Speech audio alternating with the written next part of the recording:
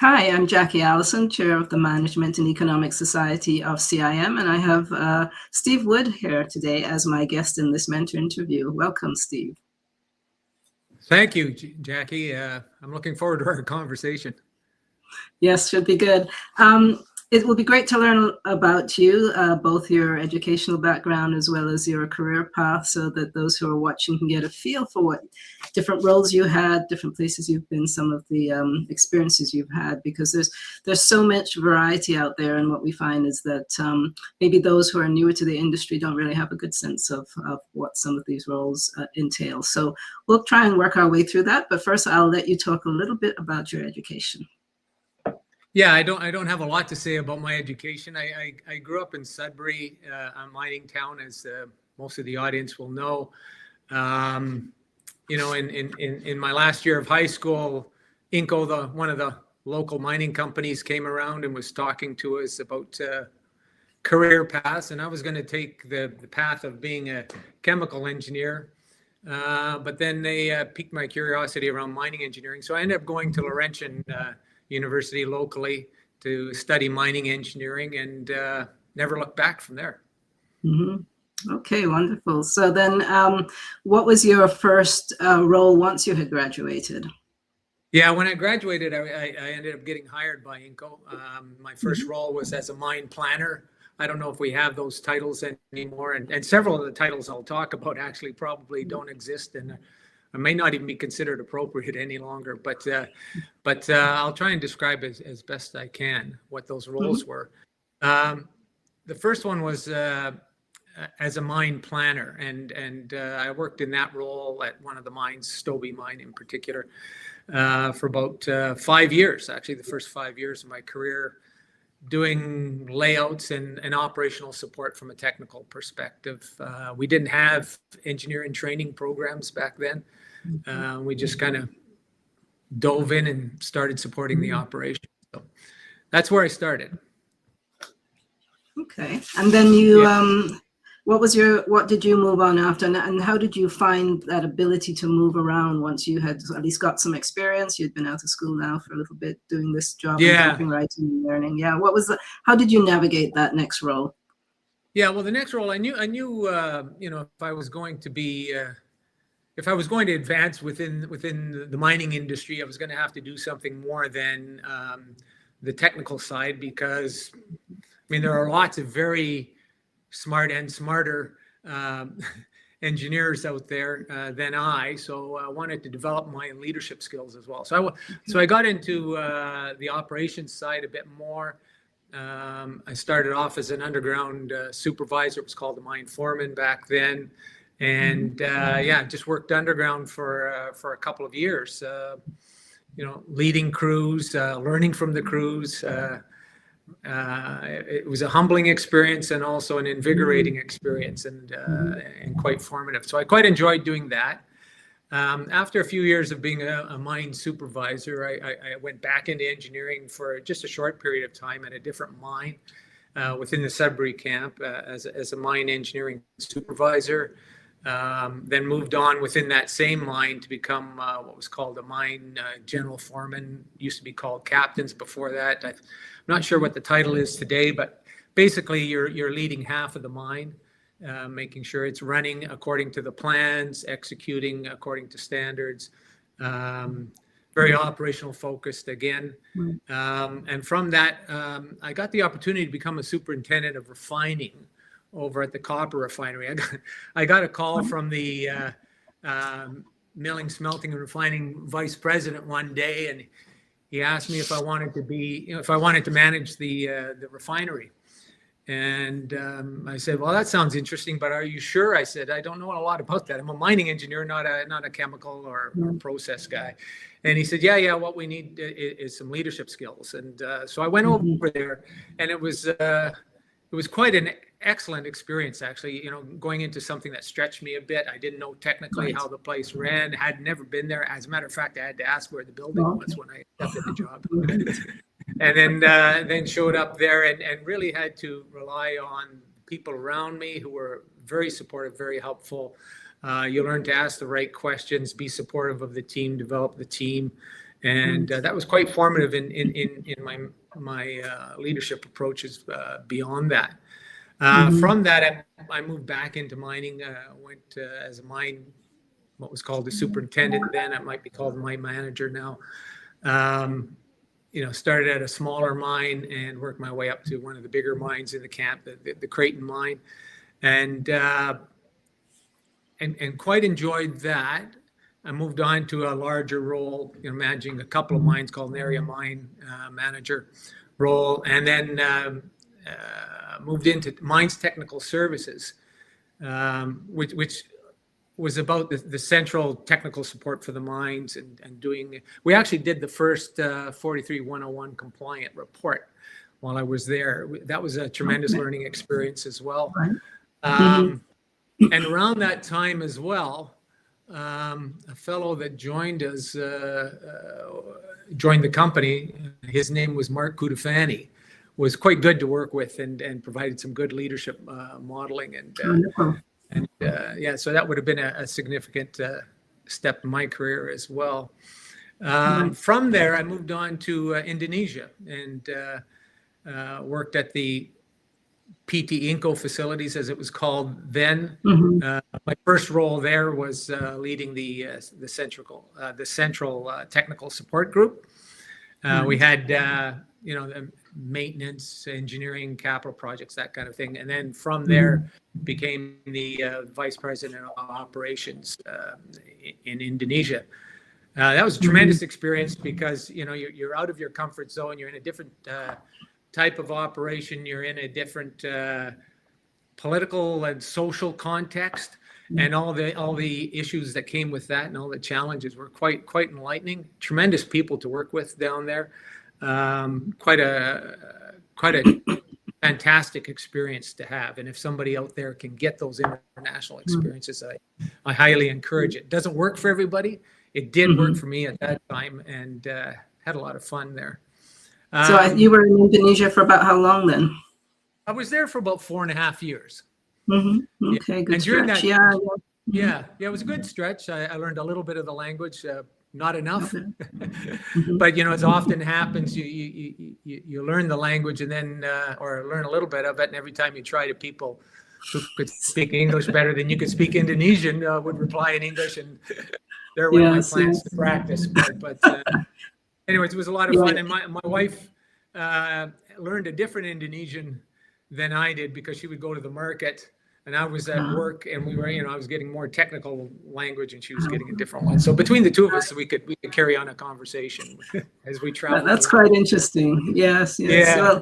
Well, it's one of the, I would say, the benefits of mining is that sometimes you do get to move around and see new countries, experience new cultures, and apply the skills that you've learned. I mean, they're applicable broadly, internationally, but you're functioning in a very different sometimes environment. So and then you bring those skills back to whatever else you do afterwards. So it's for people looking at mining, it could be a draw, the travel, the opportunities to see new things and then be in new places and work with new teams, and all of that helps build you both professionally and personally. So what came after Indonesia then? Well, just one other point. While I was in Indonesia, CVRD, as we called then, and now branded as Vale, purchased Inco, and we were going through a bit of a transition, which was pretty interesting as well. After that, I came back to Canada. I was offered the job of president of Voisey's Bay. So there's an operation in Newfoundland and Labrador, Voisey's Bay. It was going to be a lot of expansion, a lot of fun to work out there. I got out there for a few weeks, and then we decided to reorganize the Canada-UK operation. So I moved back to Sudbury and became the VP of smelting and refining across Canada and the UK. Tremendous experience again, stretched me a bit. But with that international experience and having gone through the change management of the new company coming in, that helped quite a bit in taking on the role.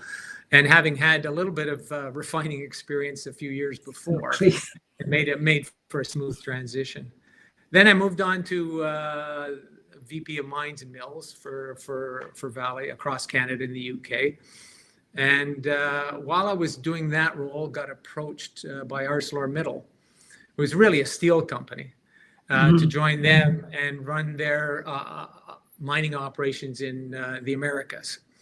So I took that role on, a bit of an adventure, a bit of a stretch again, working internationally, which I quite enjoyed doing. Had multiple operations to look after in Canada, the UK, Canada, the US, Mexico, and Brazil. And yeah, that was a tremendous opportunity and experience as well. During that time, we managed to sell part of the Canadian operations and turned it into a joint venture. And while we did that, then I took on the CEO role of that joint venture and worked with the board and managing that transition. The partners were a consortium led out of Korea, which was interesting to work with and enlightening, and forced me to better understand joint ventures and working internationally further. From there, I got a call from Sherritt to be their COO, which was the last role of my full-time working career. I was really excited about that one. Sherritt was a well-established, long-term Canadian company. Gave me the chance to work internationally still, to be based out of Toronto. It was good. It was closer to family and all the rest of it for me. It had the Madagascar and Batavi project that was new and ramping up, and for me that was the big attraction, was to try and make a go of running that thing. We also had the Cuban operations, a nickel and cobalt producer, as well as oil and gas, which was another stretch. I'd never done oil and gas before. So oil and gas production in Cuba.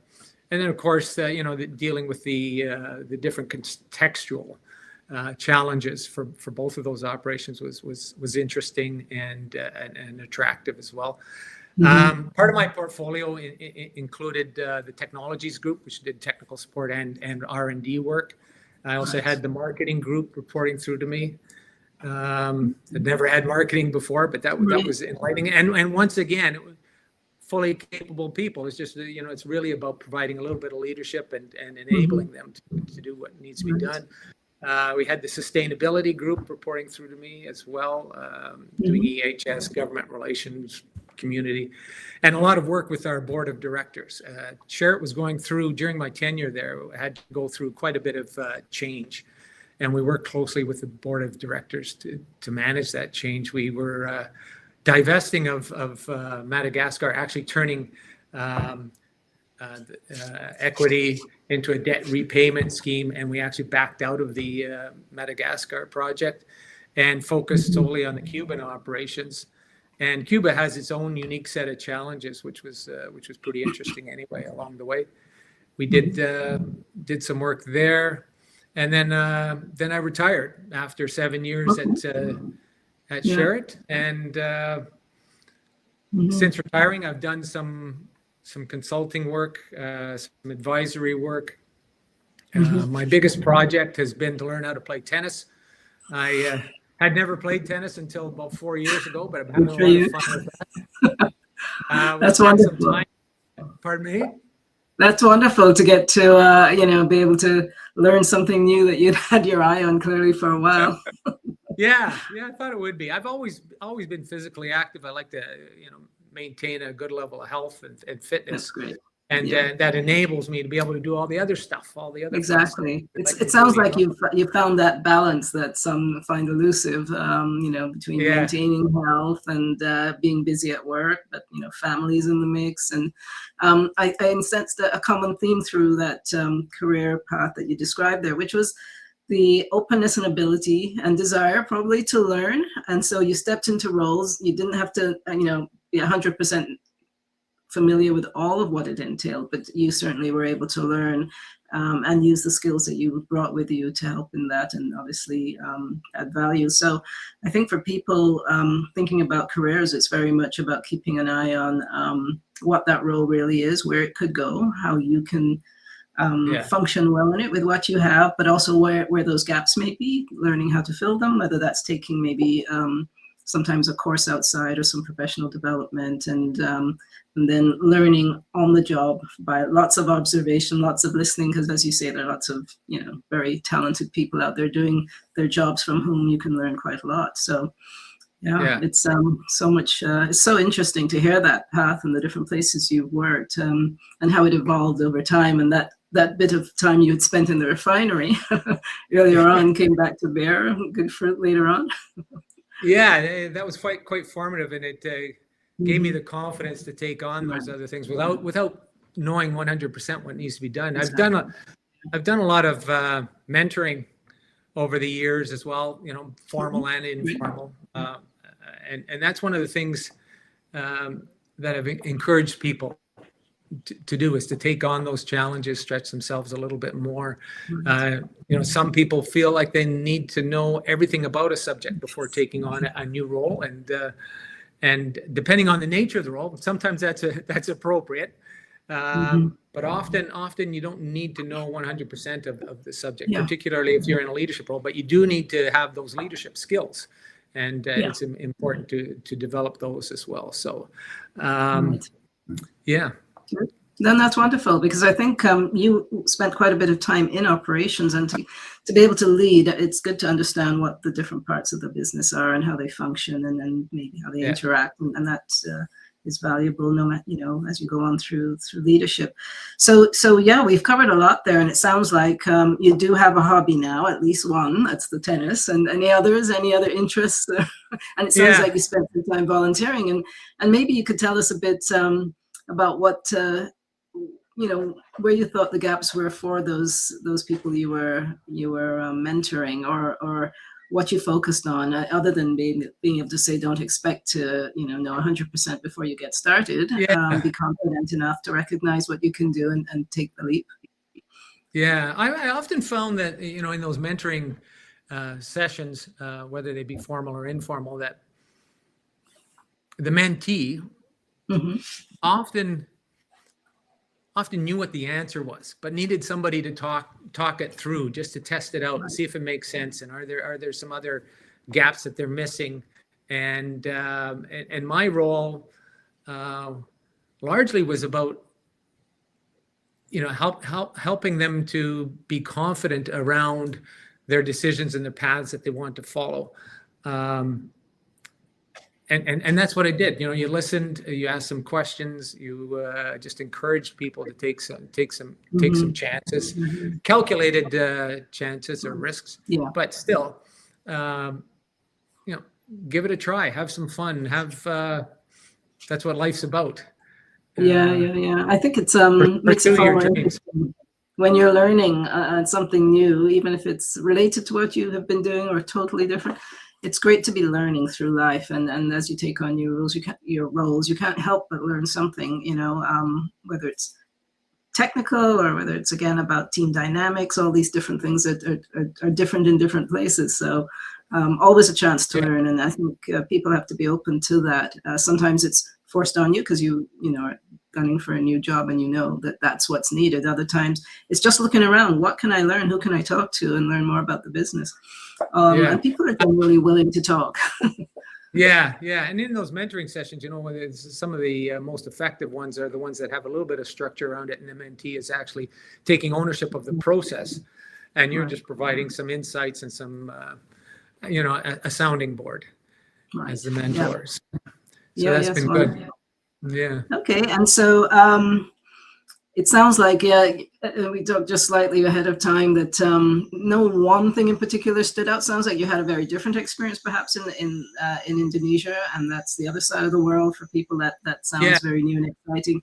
But it's cumulatively what you've gathered as you've gone through these different roles and worked in different places that has been so valuable to you in your career. It's just gathering and learning and doing, and as opposed to one particular thing that would have stood out for you. I would say so. It's been a cumulative process in terms of some milestones along the way that have helped form my career and what I've been able to pursue. That copper refinery experience where, you stretch yourself a little bit to try something different. And it was humbling too, because where I thought I had leadership skills, it turns out I didn't. I was relying more on the technical side, so I had to develop some of those leadership skills through that. But the confidence to try on something new stood me in good stead for when I wanted to take on the Indonesian experience, and then to go to bigger roles and other companies like with ArcelorMittal and with Sherritt. I built on what I had learned previously. So I've been quite fortunate to have had some very good people to work with, some great experiences, some opportunities that came my way, and it's been a good career. It's a good industry to work in, and lots of different opportunities. Mine is just one example of a path, right? I think about the industry, it's very much there's rarely a dull day, because there's always something going on, and it's a global industry. Even if you're working in one location and it could be quite remote, the things that happen globally do have an impact, and so it's important to keep up on all of these things and understand how they impact your job and those around you. So I guess as we close off here, any final thoughts for, say, someone who's coming into the industry, or a young professional who's relatively new to it? Any thoughts? And a couple of them. One, we touched on it before, but didn't expand on it. Was around interests and hobbies and those kinds of things. I think it's important to have a really good balanced life. It actually helps you recharge your batteries for work and vice versa. I play guitar, for example. I do a lot of cycling and besides just a little bit of tennis that I've been taking on. And I found that helps to energize me for at work. Whenever I've put those things aside, I've been less effective at work for some reason. So personally, I needed that. But, consistent with what we've been talking about, I would say that for anybody new into the industry or contemplating the industry or trying to figure out what their path is, I would say this is, as I mentioned before, a tremendous industry to work within. There are lots of opportunities, lots of ways to have an impact. And really, it's about pursuing what excites you. What excites you could be, having a really good job that provides for your family and being able to do the things that interest you. It might be that you want to positively impact the world and improve communities around the world through sustainability work. It might be, that you get very excited around acquiring technical knowledge and bringing new widget makers to fruition. You can fulfill all those kinds of dreams, or you want to lead a company and help it fulfill its potential. All those things are possible. It's about taking the first few steps, laying out a plan, pursue it, and have fun along the way. Yes, if you can have fun, then you enjoy going to work every day, and you feel good at the end of the day and the end of the year when you look back on it. And hopefully that you're even in a better position to even mentor others coming behind you. And we encourage people to start mentoring early. They don't have to wait, until they've had 10 or 15 or 20 years of experience. What they've learned in the first 5 years can be valuable to someone coming out of school. But there's so many opportunities to give back in the industry. There's opportunities, as you mentioned, mentorship. There's lots of volunteer groups that are looking to make, different ways to make the industry better. And so wherever you have an interest, you probably will find a group that will fit your needs, and that where you can pay it forward, do some service, give something back, and get the benefit as well from networking, just from giving, all sorts of things. But yeah, mining is a very exciting space, and I do appreciate getting all of your career knowledge, your insights on that industry, and the kind words for those who are relatively new to the industry. I think it just helps them to understand a little bit better about what's out there, what are the possibilities, and then they can make their own plans, as you say, and focus on that balance, staying healthy so that they can function well and long and enjoy themselves as well. So Thank you so much, Steve. It's been a pleasure talking to you, and I do wish you well, and hopefully we can meet in person one day. Yes, hopefully we do.